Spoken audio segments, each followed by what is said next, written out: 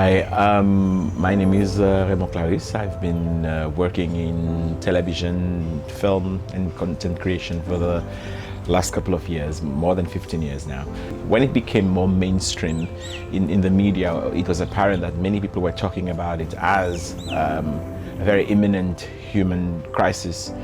For us in public broadcasting, we felt compelled, especially coming from a small island state, to engage with the subject.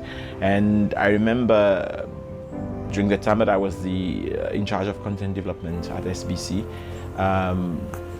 we spent a lot of time and effort to do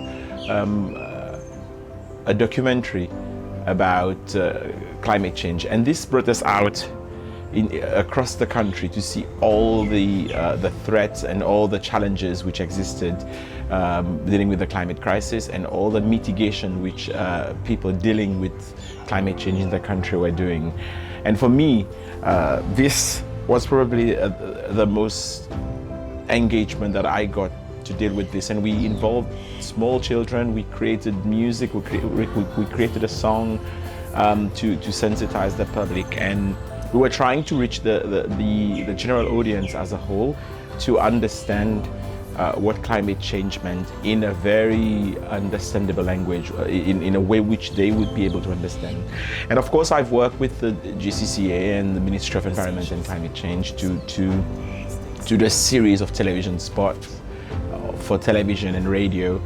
And this is how I got to engage a lot with dealing with communications around the subject of climate change.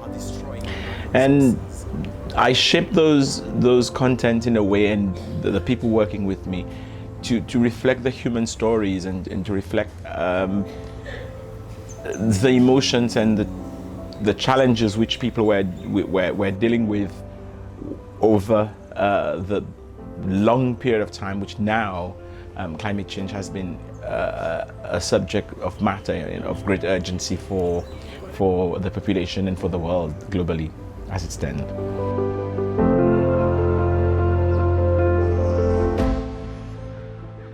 Obviously, the modern camera now can capture a lot more than we used to be able to do so, because now in a digital setting, we have access to drones. We can go under the water to see the impact of, for instance, the impact of global warming on coral reefs.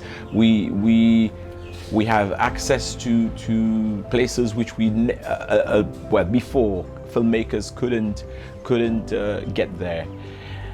Obviously, now those visuals are powerful because we've reached the places we can go out very much more far than we would have been able to, let's say, 10 years back. And I guess the images that we are now getting as filmmakers is really compelling, and it's really proving to people that it's not a hoax.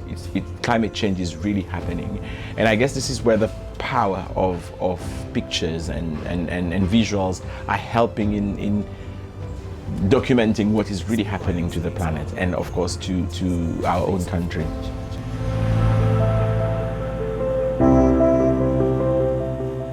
When you speak about climate change, for a long time, it seems to be the territory of scientists or people dealing with science, people who are going to COP conferences across the world, or meteorologists. It wasn't a human interest story. For us as content creators, the biggest challenges we've had over the years of talking about climate change has been, how do we keep it compelling and interesting as a human story? And the best way human can connect to human beings is basically through human beings itself. So we have to use human stories. We have to show the impact of what is happening to the coast of Mahé. Show them what it was like 10 years ago.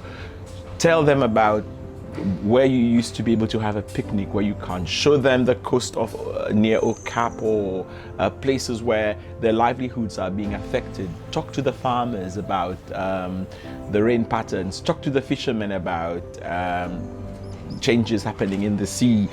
So The limitations have been trying to keep the engagement level of the story to a point where people would surpass the idea that it's too scientific, it's too not human. We need to humanize the approach by which we talk about climate change. Most people have a mobile phone or a smartphone that they can shoot, document it. The best proof for people to tell stories is to actually be there to document what is happening, because we need to see the real change. For instance, now with the coronavirus crisis happening globally, many people have been quick to look at satellite images changing, or how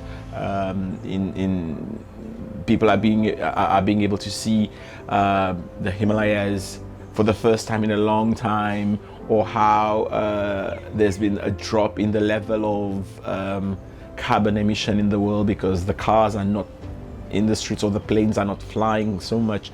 So these are all being documented, and the best way to tell stories visually is to document it. Even if you document it on your own private phone or on your little camera, this would be a way for you to collect the data and the evidence to be able to tell the climate stories. And I guess that's the best way. The best advice is to really be out there and to pick it up and to tell the human stories where you can.